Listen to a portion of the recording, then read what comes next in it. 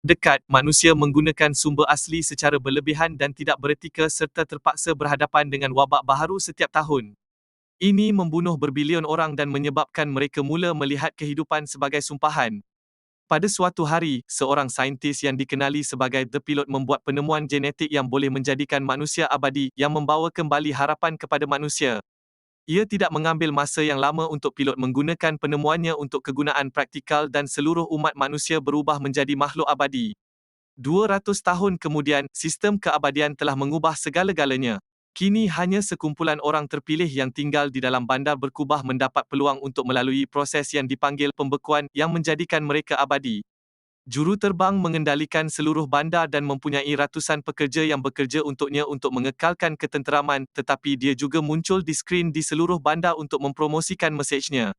Pada usia muda, orang dibawa ke kawasan berkubah dan dinilai oleh juruterbang sendiri yang menentukan detik dalam hidup mereka apabila mereka berada di puncak mereka dan kemudian mereka mendapat pembekuan. Biasanya puncak ini adalah sekitar umur 25 tahun, tetapi ia boleh berbeza-beza dari orang ke orang. Itulah sebabnya kota berkubah dipenuhi dengan kedua-dua abadi dan orang yang ingin dipilih untuk keabadian. Semua perkara ini dijelaskan oleh Akaib yang bekerja sebagai pemandu pelancong yang membawa pemula di sekitar bandar untuk menerangkan kepada mereka semua perkara hebat yang telah dilakukan oleh pilot untuk manusia, seperti menghentikan peperangan, perpecahan politik dan kemiskinan. Sementara itu, seorang budak lelaki bernama Logos berada di dalam kereta api yang membawanya ke bandar bersama beberapa orang yang teruja dengan transformasi mereka yang akan datang. Walau bagaimanapun, Logos tidak begitu teruja seperti mereka. Dia meragui bahawa manusia memerlukan keabadian kerana tanpa kematian tidak ada kehidupan, hanya ada. Logos berfungsi sebagai terraformer, bermakna dia pergi ke padang pasir untuk menyediakan mesin. Ini sering menyebabkan dia mengalami mimpi ngeri di mana dia mati sejurus sebelum rakan sekerjanya menemuinya. Pada hari kedua di bandar, Logos didekati oleh Suka yang telah merasakan bahawa dia telah mempersoalkan keabadian dan berada di sini untuk menjemputnya ke kumpulan yang terdiri daripada lebih ramai orang seperti dia. Dia menyerahkan kotak yang sepatutnya membawanya ke kumpulan tersebut tanpa dikesan, tidak menyedari bahawa juruterbang dan lelaki kanannya Armaros sedang memerhati mereka melalui rakaman pengawasan. Apabila mereka melihat kotak itu, mereka segera mendapati ia mencurigakan dan juruterbang meminta Armaros untuk mengetahui apakah kotak itu. Selepas itu Akae didekati oleh Armaros yang memberinya ikat kepala khas yang membolehkannya bertemu pilot secara maya. Ternyata pilot mahu Akae mengintip Logos untuk mengetahui apa yang dia lakukan dan jika dia berjaya dalam misi ini, dia akan dinaikkan pangkat. Akae dengan senang hati menerima misi itu, tidak sabar-sabar untuk menggembirakan pilot. Beberapa ketika kemudian, Logos menggunakan kotak itu dalam privasi biliknya dan suara misteri keluar dari peranti kecil itu untuk mengatur pertemuan dengannya. Apabila Suka dan Logos bertemu semula, Akae berpura-pura menjadi orang yang lalu lalang secara rawak untuk mencuri dengar mereka. Walau bagaimanapun Suka boleh memberitahu mereka sedang diintip, jadi dia bercakap dengan Logos dalam kod dan memberitahu dia untuk datang ke gereja kemudian, menjadikannya kelihatan seperti hanya dua rakan menghabiskan masa bersama. Akal jatuh untuk helah dan melaporkan bahawa dia tidak mendengar apa-apa yang mencurigakan, tetapi juruterbang enggan mempercayainya jadi dia mengarahkan mereka untuk terus mengintip Logos. Untuk membantu Akal memahami perkara yang sedang berlaku, Armaros berkongsi sedikit sejarah dengannya. Juruterbang pernah bekerja dengan seorang lelaki bernama Helias yang membangunkan virus untuk memusnahkan kod keabadian. Helias telah dipulihkan dan fikirannya telah dibersihkan, tetapi juruterbang bimbang ideanya kekal dan seseorang yang berbahaya mungkin menggunakannya, jadi itulah sebabnya mereka perlu mengawasi apa-apa yang mencurigakan. Untuk mencapai misinya, Akai perlu lebih dekat dengan Logos, jadi apabila dia menaiki kereta api dia akan duduk di sebelahnya dengan sengaja untuk berbual dengannya. Dia membuka perbualan dengan mengulas buku yang dibacanya, yang segera mencetuskan perbincangan tentang keabadian dan kebaikannya. Logos bertanya kepadanya sama ada dia percaya perkara yang dia beritahu pelajarnya, yang membuatkan Akai sedar bahawa dia sebenarnya tidak mempunyai jawapan. Keesokan harinya, Akai meminta sepasang saudara kembar daripada kumpulan pelajarnya untuk membantunya mengawasi Logos semasa dia tiada. Sementara itu Logos pergi ke gereja dan bertemu dengan Suka. Selepas memastikan tiada sesiapa mengikutinya, dia dibenarkan masuk ke dalam ibu pejabat rahsia mereka dan bertemu ahli kumpulan lain seperti saintis Medorin. Semua orang di sini membenci sistem seperti Logos dan tidak mempercayai kaedah pilot. Ia kemudiannya mendedahkan bahawa orang diberi dos ubat bernama maintenance setiap hari untuk kononnya mengikuti proses pembekuan, namun kumpulan itu telah mendapati bahawa ubat ini sebenarnya membuatkan mereka tunduk dan menekan emosi dan naluri manusia. Ini bermakna mereka tidak boleh mencintai atau membenci, dan ia menjadikan mereka tidak mampu untuk memprotes perkara yang mereka tidak suka. Ia hampir seolah-olah mereka dibiarkan untuk menjadi hamba juruterbang.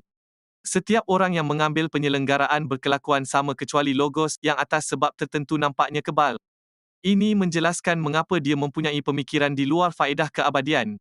Medorin juga telah menemui diary yang ditulis oleh Helias dengan beberapa maklumat berharga, dan kini dia mereplikasi virus yang akan membatalkan keabadian. Matlamat utama kumpulan ini adalah untuk menyedarkan orang ramai bahawa mereka boleh merasakan emosi dan membuat mereka membantah sistem untuk menamatkan pemerintahan juruterbang. Sementara itu, pilot sedang bermain catur dengan anak perempuannya yang remaja Amanda, yang ingin mengetahui lebih lanjut tentang Helias pilot dan penciptaan kod keabadian. Sebenarnya Amanda mempunyai banyak soalan secara umum mengenai sistem bapanya yang tidak dibenarkan orang lain bertanya, yang menjadikannya sangat mirip dengan Logos dan kumpulan baharunya. Ini mula mengganggu pilot. Kemudian pada malam itu, sekali lagi Logos mengalami mimpi ngeri tentang dia pengsan di tengah padang pasir, yang menjadikannya lebih ingin tahu tentang kematian. Apabila dia bangun, dia tidak pasti sama ada dia perlu mengambil penyelenggaraan atau tidak. Kemudian di dalam kereta api, dia didekati oleh Akae sekali lagi, dan dia berusaha keras untuk menjadi kawan rapat dengan Logos dengan berpura-pura dia tahu perasaannya. Tidak lama kemudian subjek mengambil penyelenggaraan muncul, tetapi kedua-duanya tidak mengaku sama ada mereka mengambilnya atau tidak. Beberapa ketika kemudian, kumpulan pemberontak berkumpul untuk membuat rancangan untuk mengganggu aliran penyelenggaraan dengan menukar kod yang boleh dilakukan dari bangunan ibu kota. Walau bagaimanapun untuk mengekod semula mereka memerlukan akses ke terowong bawah tanah bangunan ibu kota. Logos ingat bahawa Aka bekerja di ibu negara dan dia mempunyai akses ke kawasan yang tidak dibuka kepada orang awam, jadi dia pergi menemuinya semasa dia sedang dalam lawatan.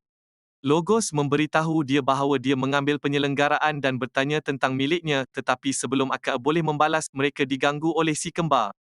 Aka bergegas kembali bekerja dan Logos bertanya kepada kembar tentang ikatan istimewa mereka, yang boleh hilang jika pilot memilih hanya salah seorang daripada mereka untuk dijadikan abadi.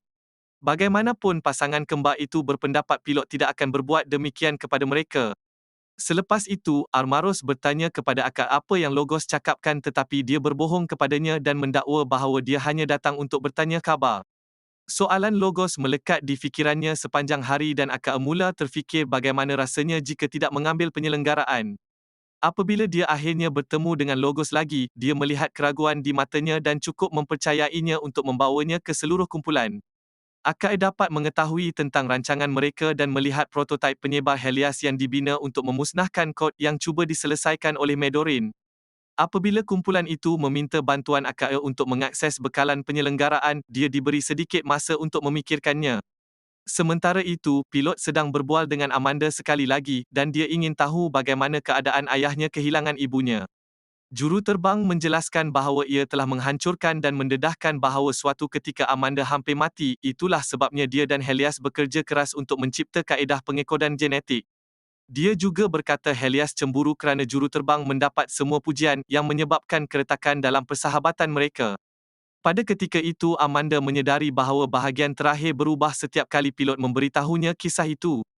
Kembali ke Akaib, dia pergi ke Armaros untuk memberitahunya semua yang dia tahu, dan Armaros mengarahkannya untuk bersetuju untuk membantu sebagai sebahagian daripada misi pengintipannya. Kemudian Aka bertemu dengan pemberontak dan menerima untuk membantu mereka.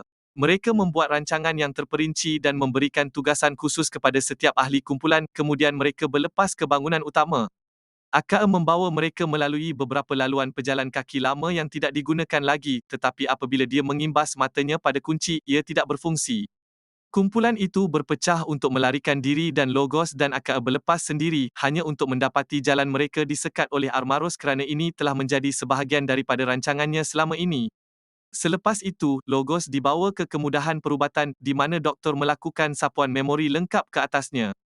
Aka berhujah dengan Armaros kerana dia menipunya dan kini rakannya terluka, tetapi Armaros berkata ia adalah untuk kebaikan yang lebih besar.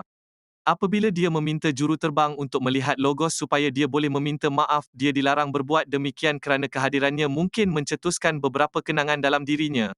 Apabila dia pulang ke rumah, AKA memutuskan untuk tidak mengambil penyelenggaraan. Sementara itu, Logos menjalani rutin seperti robot tanpa perasaan kerana dia telah diberi dos penyelenggaraan yang lebih berat.